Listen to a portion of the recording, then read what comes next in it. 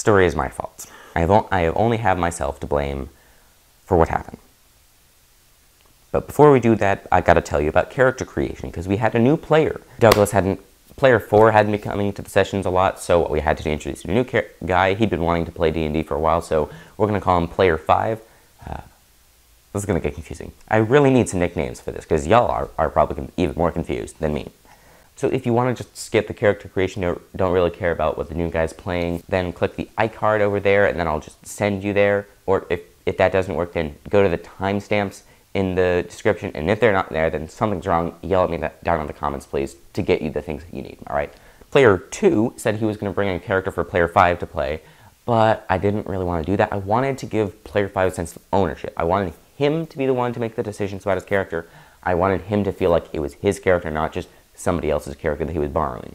I learned that lesson with players -1 and -2, which appeared in that session over there. If you want to go watch that, go check on the iCards, but, you know, keep watching this video.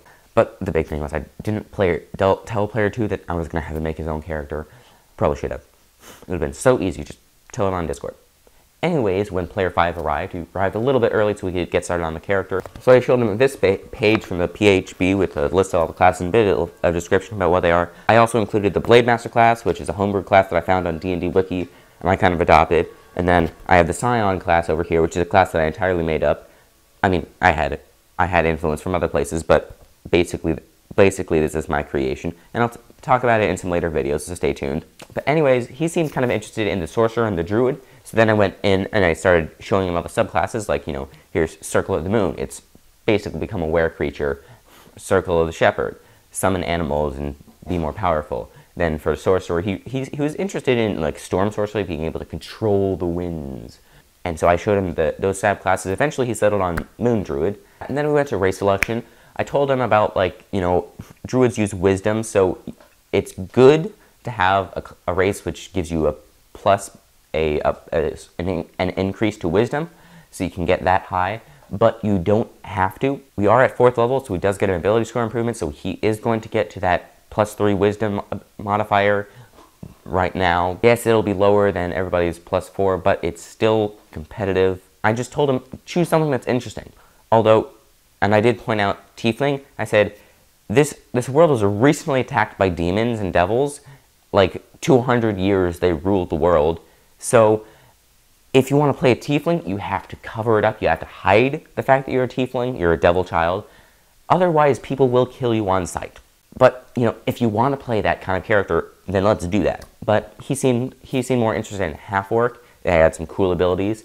And so we decided on half-orc Druid. Then we went and we tried to start figuring out his background. But first we had to figure out his backstory, where he was, where he came from. The big place where orcs are from, but there could be an orc that impregnated somebody anywhere on the map if he wanted to be there. But basically, the big amount of orcs are over here on this bit where there's mountains and hills, and over here they're attacking the city of Ratterlad, not the city, the town. This is where most of the orcs are, and so he said, okay, I think I was originally from there. Then he was interested in some of the other places, like Midgeltown over here. He's like, what's that? And I said, okay, it's this like isolated farming hamlet, a couple people, but not that much in the way of people or connections. As you can see, it's one of the few that doesn't have a road connecting to it. So I said, okay, all right, how about my mother brought me to Mitchell's Fountain to flee the orcs? I said, okay, all right. And then we said, okay, she died there, and then he was trained by a druid there, who is, there's a druid there, that's good. And then he was like, okay, I wanna, what's Axel? And I said, okay, so it's a big city, it's got lots of these different areas. There's like this ward of outcasts called New Belaine. So if you wanted to go there, that'd be nice. That's what we decided on. We decided Urchin, because he was kind of a bit homeless over here, very much homeless over here, so he's got a lot of Urchin experience. At this time, player 2 showed up, and he didn't get that mad, but he did make a comment in the Discord later. I'd asked him, are you coming? And then later in the Discord, after the session, he replied, yeah, I'm coming. I'll be a bit late, so don't let him make something weird like a half-orc druid urchin. And then we used fantasynamegenerators.com, which is a really great resource for everybody. We decided, hey, you want to do Latin? All right, let's do that. So his name is Pseudolus. Anyways, we began the session, and my failure. So the session began at the entrance to Suleiman's Folly. The players joked that Pseudolus, since he's a druid, had just been pulled out of Aoth's vine mail, Aoth being the bush knight, so it made sense. But I let that joke go for a little bit too long, so they now consider it canon, which it isn't. That's ridiculous. So they went down there, 3 characters, because player 4 and player 3 weren't there. 3 dwarvish soldiers were there, and I gave them the stats of a guard, but I also gave them racial bonuses, the strength and constitution bonuses of a dwarf. And so they went down into the mines, about 90 feet down down the shaft, which they had the spiral staircase going down. There was this big hole, like 20 feet above the, just below the stairs, just below the next set of stairs, I should say. And then the doors were like, huh, that's new. I mean, not like new in the sense of it opened after we came up here an hour ago, but like, that's a new thing. Never figured out what they were doing up there.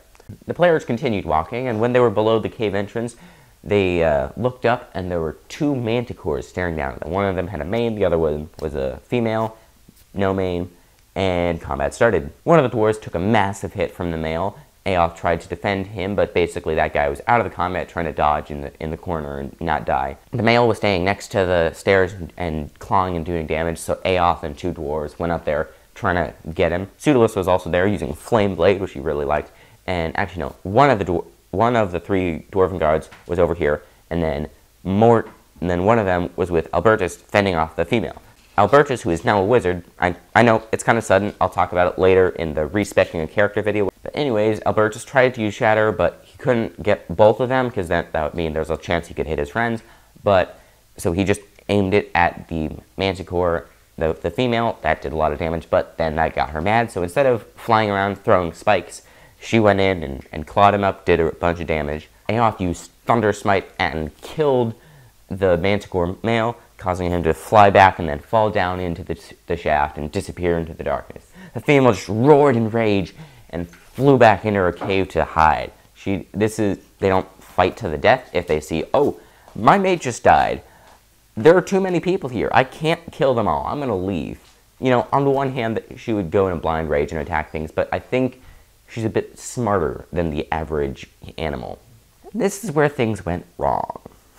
So Albertus, who, as we mentioned, is a wizard, so not a lot of hit points, and also he's low on health, he Misty Stepped up into the Manticore's lair, and there's just him and the Manticore up there. Now the other players can have a good climbing speed, so it'd take a while for them to get up there to help him. But he was surprised, so the Manticore was surprised. We did have 1 round to act, and instead of like attacking the Manticore or jumping down, he tied a rope on a chain nearby so everybody could get up, which is a good strategy, but unfortunately it doesn't help because the Manticore walked up, dropped him to 0, and that's where we ended the session. Now, before I go into the DM only section, I need to tell you stuff, namely the fact that I messed up really badly. So what I did was I assumed that we're going to have 5 people here, 5 characters, and then we're also going to have 3 guards. Effectively 6.5 characters in terms of damage output and health. I'd originally had just 1 Manticore up here, but I was like, no, we need 2 in order to challenge them properly. This is supposed to be like a medium difficulty encounter. But then only 3 people showed up, and things went south pretty quickly, as you may be able to guess. So I told the players a day or 2 afterwards, I was like, yeah, I messed up that encounter a lot. And they understood. They were like, yeah, you did. Yeah, you did. And, you know, when it comes to something that maybe is not going to kill the characters, but probably is going to kill at least 1 person, you should be honest if you made a mistake. You should just say, yeah, I messed up badly. I'm very sorry. I'm working to fix it. So hopefully if something like that happens, your DM will be honest to you and say that they messed up and own it if it's their problem. But if it's just a problem of dice, can't really help you with that. But now let's move on to the DM section where I talk about what's going on behind the screens. And guess what? I messed up even worse. So this dungeon, which is a 4th level dungeon, it was supposed to be like medium for the the gatekeeping entrance encounter, then some easy, and then a really hard one, which Drow are trying to you know, feed off their pride and say they're going to just run through the dungeon. That's what they're thinking. And then, boom, hit him with something and knock him out, take him captive. That's what they were planning. That's the idea. And it's a good idea. The problem was I went a bit too hard on those hard encounters. I had a Roper, which is a CR5 creature, and 2 Drow in one room. The Roper was on the ceiling. The Drow were behind a wall, giving them total cover that when they moved away from that one arrow slit, and they had another Drow helping them recharge their crossbow. So they effectively had 1 free attack every round. And also, the final boss room had a like 7th or 9th level battle master with a sort of a wounding, and also she had like a 3rd level priest with her and 2 other drow, and also she had a bunch of Durgard reinforcements, one of them which was a CR2 creature in the other room waiting for like round 3 to come. I mean, yes, the players probably would have a 5th level cleric ally and a CR5 drow elite warrior, but even still is not good. Oh, also the room was covered in webs, so everybody has a hard time moving around, but the Battle Master has a cloak of Arachnida,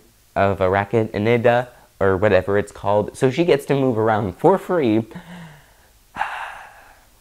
Let's just say I am very new to encounter design, and this was a bad example of encounter design. Do not do this, please. So this is...